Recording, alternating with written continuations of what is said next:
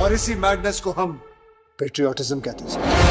So guys, এখন আমি করবো একটা সিনেমার টিজার এবং একটা সিনেমার ট্রেলার রিভিউ। ফার্স্ট কথা বলবো শাহিদ কাপুর স্টার ফিল্ম দেবার টিজার নিয়ে, যে সিনেমাটা ডাইরেক্ট করছে রোশন অ্যান্ড্রুজ। সিনেমায় শাহিদ কাপুরের সাথে পূজা হেগড়েও আছে। এটা একটা কপ অ্যাকশন থ্রিলার জনার ফিল্ম।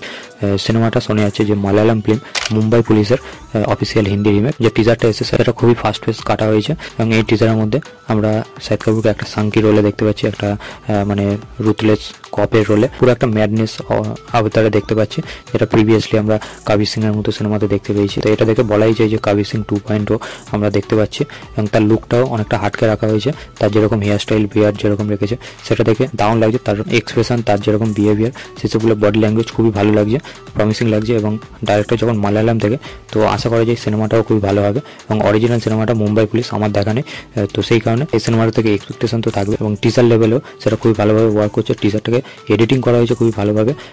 টিজারের মধ্যে বিজিএমটা ব্যাপক লাগছে এবং কাট বাই কাট যেরকমভাবে এডিট করেছে মিউজিকের সাথে সাথে, সেটা মানে শুনতে ব্যাপক লাগছে। এবং সেখানে শাহিদ কাপুরের পারফরমেন্স টপ নচ। তো সেটার জন্য এক্সাইটমেন্ট খুবই বেড়ে যাচ্ছে এবং সিনেমাটা আসতে বেশি দেরি নয়, 31 জানুয়ারি রিলিজ পাবে। তো ট্রেলারও আমরা খুবই শীঘ্রই দেখতে পাবো। তো টিজারটা আমার ব্যাপক লেগেছে। আশা করা যায় সিনেমাটাও দারুণ কিছু হবে এবং দেখা যাক সিনেমাটা বক্স অফিসে কেমন কি পারফর্ম করে। এবং শাহিদ কাপুরের লাস্ট কিছু বছরে খুব একটা ভালো টাইম যাচ্ছে না, তার সিনেমাগুলো বক্স অফিসে ডিজাস্টার হচ্ছে, ফ্লপ হচ্ছে। তো দেখা যাক এই সিনেমাটা দিয়ে তার কামব্যাক হতে পারে কিনা। এবং সেকেন্ড যে ট্রেলারটা নিয়ে কথা বলবো সেটা হলো Akshay Kumar star film Sky Force নিয়ে।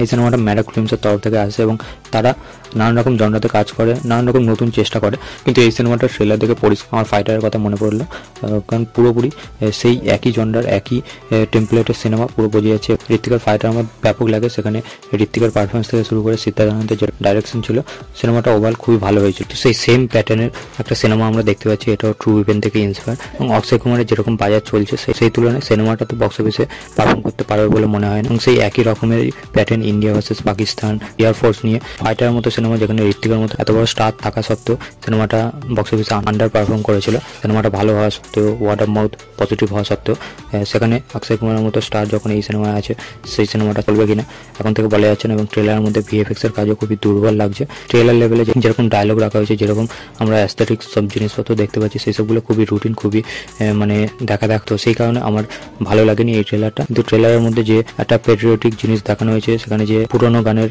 রেফারেন্স রাখা হয়েছে, এডিটিংটা এমনভাবে করা হয়েছে, সেটা দেখে ভালো লাগছে। আমার মধ্যে সারা আলী খানও আছে, নিমরাত কৌরও আছে, তো তাদেরকে সেরকমভাবে ট্রেলারের মধ্যে স্পেস দেওয়া হয়নি। তো ট্রেলারটা দেখে একই রকম প্যাটার্নের সিনেমা মনে হচ্ছে, যেই কারণে আমি ইমপ্রেস হইনি। তো আমার এই ট্রেলারটা ওভারঅল একটা অ্যাভারেজ ট্রেলার লেগেছে। আপনারা যদি দেখে থাকেন, আপনাদের কেমন লেগেছে অবশ্যই কমেন্ট করবেন। তো এটাই আমার ওভারঅল ওপিনিয়ন এই টিজারটা এবং ট্রেলারটা নিয়ে। আমার এই ভিডিওটা ভালো লাগলে লাইক করবেন, শেয়ার করবেন, চ্যানেলে নতুন হয়ে চ্যানেলটিকে সাবস্ক্রাইব করে দিবেন। Till then, by.